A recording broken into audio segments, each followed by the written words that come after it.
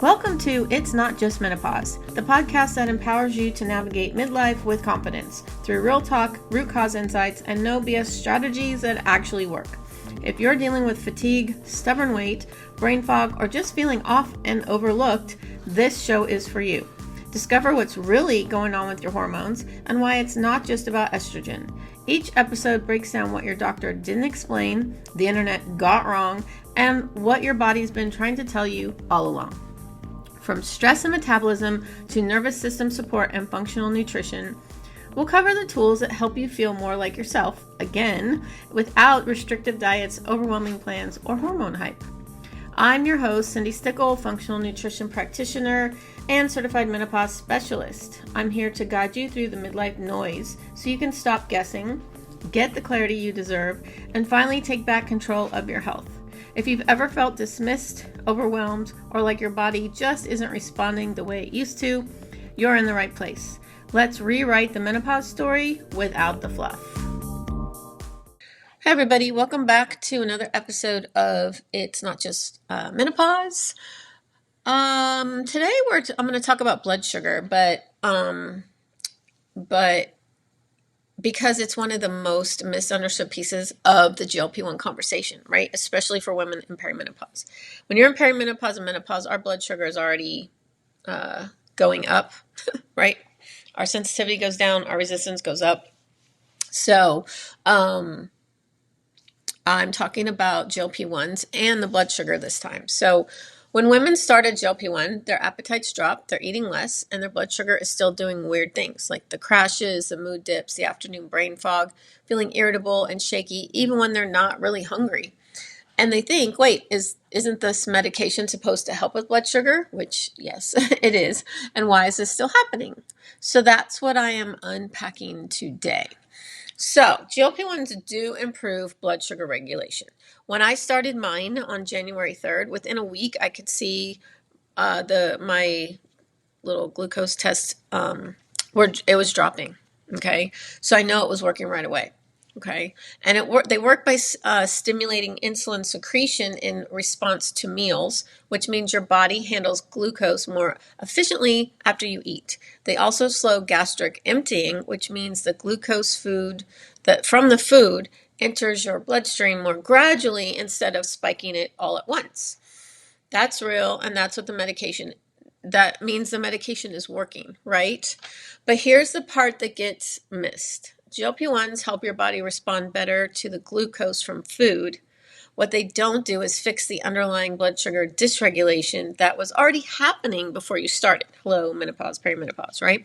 Because in perimenopause, there's a whole layer of blood sugar instability that has nothing to do with what you ate at your last meal.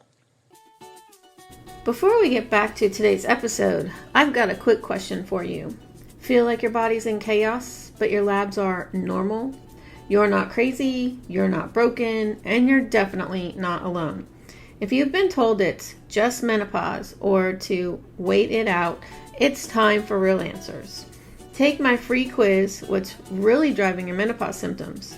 In under 2 minutes, you'll uncover your top hidden stressor and get my free guide, The Menopause Stress Fix, sent straight to your inbox. Head to cindistickle.com/quiz or click the link in the show notes. If you're doing everything right, but still feel like a mess, this quiz is your next step. All right, let's get back to today's episode. So estrogen, as we know, protected our body from a ton of things. And it played a significant role in how your cells respond to insulin. When estrogen starts fluctuating in perimenopause, dropping and spiking unpredictably, your insulin sensitivity goes with it. What that means in a practical sense is the same foods you've eaten for years start affecting your blood sugar differently. You might eat something totally reasonable and still feel a crash 90 minutes later. You might wake up at 3 a.m. and it's not from a hot flash, but from a blood sugar drop. You might feel foggy and irritable in the afternoon, even when you ate a normal lunch. And again, it's not willpower. It's not discipline. This is your hormonal environment changing the rules on you. Okay.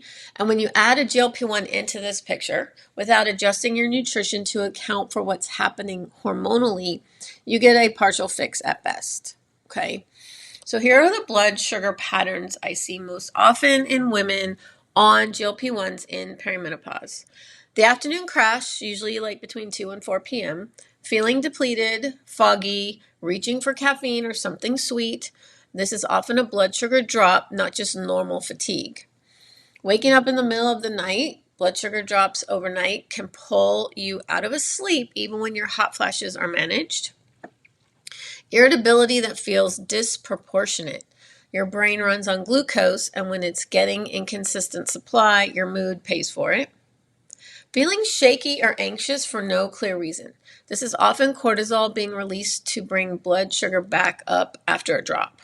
And plateaus. So when your blood sugar is unstable, cortisol stays elevated, which we don't want it to be. And elevated cortisol tells your body to hold on to fat because now it's in fight or flight. And it's always holds on to it around the midsection. Okay. So these are not just like random menopause symptoms. This is all data, right? Whatever's happening in your body is data that we can use to help. So the nutrition approach that works here is not complicated, but it is specific. Protein at every meal. And this is your anchor, right? Protein shows the glucose, it slows the glucose response and keeps blood sugar stable for longer. On a GLP-1, when your appetite is suppressed, getting enough protein requires intention because you can't rely on your hunger to drive you to eat. Like you have to eat even when you don't feel like you're hungry. And fiber alongside protein, super important. Vegetables, legumes, whole food carbohydrates. Fiber slows glucose absorption. It's not about avoiding carbs. We do not want to avoid carbs. That just makes your body worse. It's about pairing them with the right things so that they don't spike on you, right? So your blood glucose doesn't spike. And eating on a consistent schedule. Your blood sugar doesn't care if you're not hungry, okay? Skipping meals on a GLP-1 because your appetite is low creates gaps where blood sugar drops and cortisol has to pick up the slack. When you skip meals, you are just keeping your body in fight or flight and it's holding on to that fat, okay? And being aware of what's underneath, the hormonal shifts in perimenopause that are changing how your body handles glucose. So you're not chasing symptoms. You're building a foundation that makes the medication actually work. Okay? Because GLP-1s change your appetite and it does improve your insulin response. They don't fix the blood sugar instability that is created in perimenopause or menopause, right? We have to address that through what you eat. Okay. The next couple weeks, I'm going to be going way deeper about more GLP-1, how it works differently in perimenopause overall, right? Not just like through blood sugar, but like the full picture. And then more on like a nutrition foundation. Okay. I am also creating, I've already created it, a program, the GLP-1 Nutrition Foundation. It's a 6-week live group coaching. I come on and coach you live every week with others. And I take you through my fuel method to help you eat when you're not hungry and how to help with the symptoms. Like if you have side effects like nausea or whatever. It starts on June 2nd. I'll have a link in the show notes. But yeah, it's a group program and it's just the foundation of what you should be doing if you're on a GLP-1 or if you're very interested, like if you're researching GLP-1s, but you want to make sure your nutrition is right when you start, this is also perfect for you. Like I said before, I've been microdosing since January 3rd. I'm starting my 18th week and I have not had any side effects. And, there's sometimes when I don't feel like eating, but I know like lunch, I need to eat something. So even if I just eat my chicken breast, then it's like 30 grams of protein. That's what I'm doing to make sure I'm getting that protein. And I'm still strength training. I will share with you a wonderful fitness coach that I'm working with online. So anyone can work with her. But that's how important the nutrition is when you're on a GLP-1 because doctors don't know anything about nutrition. I have way more nutrition training than they do. And they just give you the prescription and go see ya, right? So again, next week we're talking more about this. And I have the link in the show notes for my GLP-1 Nutrition Foundation. So click on it. You'll read more about it, like what's involved. And I will be in your headphones next week. Thank you for tuning in to It's Not Just Menopause. I hope today's episode gave you real clarity about what's actually going on in your body and reminded you that it's not just your hormones and it's definitely not your fault. If you found value in this conversation, make sure to follow the show so you never miss an episode. You can also connect with me on Instagram at Cindi Stickle Nutrition or head to cindystickle.com for more resources and personalized support on your menopause and midlife health journey.